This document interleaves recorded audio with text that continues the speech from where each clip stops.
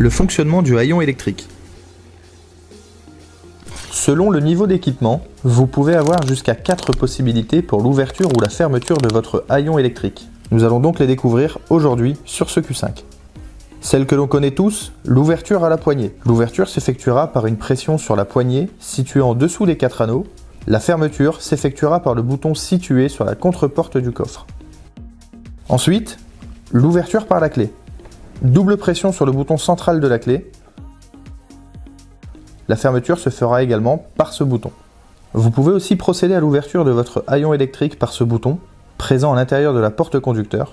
Pour la fermeture, il faut que vous ayez mis le contact et que vous mainteniez ce bouton jusqu'à la fermeture complète du coffre.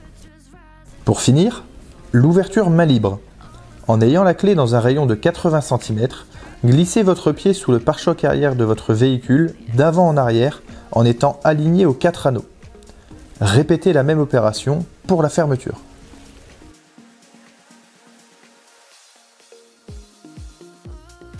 Si votre véhicule est équipé d'une clé confort, une touche cadenas sera présente. Celle-ci servira à fermer le haillon et verrouiller le véhicule, à condition que la clé soit à moins de 80 cm du véhicule.